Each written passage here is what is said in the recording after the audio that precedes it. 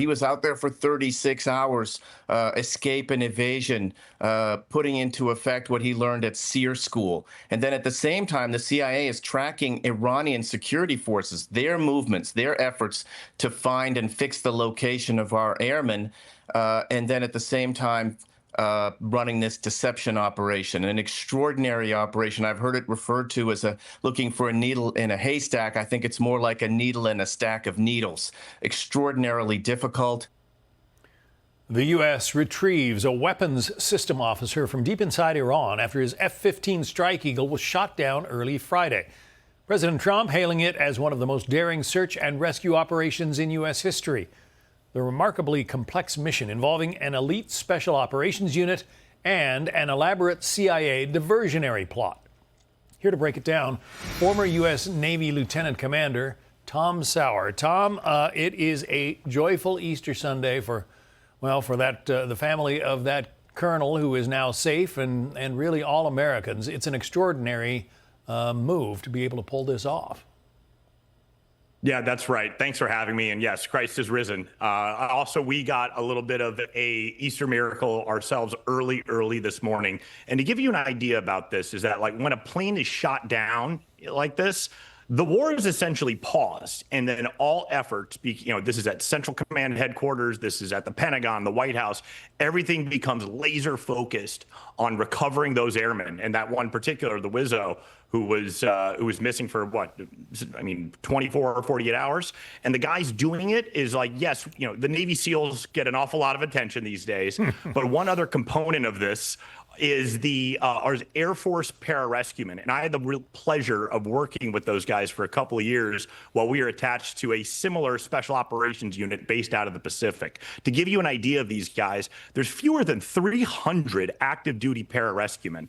Right there. They're a very, very small organization, and they've got the highest attrition rate anywhere in the military. We're talking 90% attrition.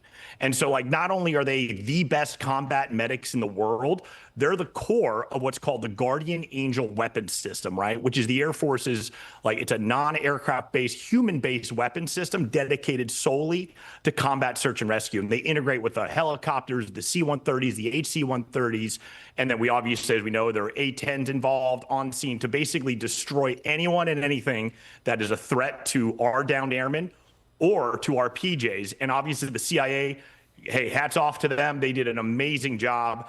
And so the war was just paused once that air crewman, those guys went down, and everything focused on that. So it's exactly what they're trained to do. It was their Super Bowl. I'm a little jealous, to be honest, because it sounds so exciting, and just love the opportunity to be able to gas those guys up because they don't always get as enough credit as they should sometimes. So, and their big motto they talk about all the time, it's these things we do that others may live. They're absolute heroes, and I'm insanely jealous of those guys right now. And so really proud to have worked with them. Yeah, absolutely. When you say 90% attrition rate, you're talking about the fact that 90% of the people who apply to become one of those rescue officers, they don't make it.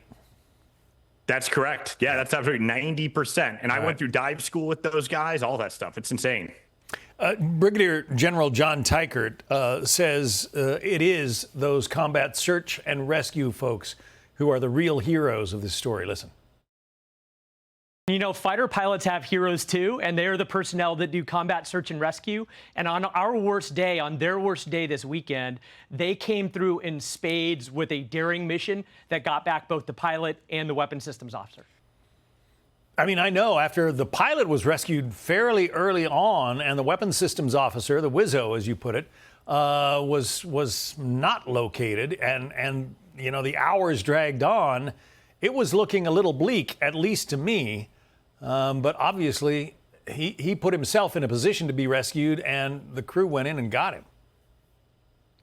Absolutely right. And the thing is, this is one of those things that we always talk about that, when it comes to situations like this, you very rarely do people, rise to the occasion. You sink down to your lowest level of training, right? And so the thing is, though, is that these guys were trained so well. You probably heard before that they all went through, SEER school, survival, evasion, resistance, and evacuation, Escape. I think. I might not remember. Yeah, escape. Thank you. And so then, but these guys went through all this training, and this is something that Air Force Pararescue, all of our special operations guys work so hard and train to do all the time. This is what they're absolutely built for. So, I mean, they're so incredibly impressive guys, and I love serving with them. It is ironic that a disaster in the Iranian desert 46 years ago is what led to the formation of the rescue crews who were so successful in these two rescues. Listen to Brent Sadler here. The last time the U.S. military tried something like this was almost 26 years ago in Operation Eagle Claw to rescue over 50 American hostages that had been held for over 400 days at the time in April of 1980, again in Iran. But that ended in disaster. It resulted in a lot of inward introspection of the military, the creation of Special Forces Command, as well as what we have today, the joint service that we appreciate, and the integrated military service operations that we benefit from. And certainly this mission is I think, a reflection of that. Final thoughts, Tom. Hey, my buddy Brent is absolutely correct, right? I mean, that is why we have the Joint Special Operations Command. And that is, the three-star command that is over, these other very tier 1 units that, we don't officially acknowledge their existence of. That's what created it. It was a massive failure that happened during the Carter administration. And we just didn't have the right people, the integration, and a lot of the technology. And now one thing I learned when I got involved in all of this, when I got all the read-ins and everything, is wow, there is a very impressive large organization that is well manned and well funded, and they are some of the very best that our country has to offer. And we are grateful for their work and their service. Former Navy Lieutenant Commander Tom Sauer. Tom, thank you. Be sure to like and subscribe for all the Fox News latest on YouTube, and catch full shows streaming now on Fox One.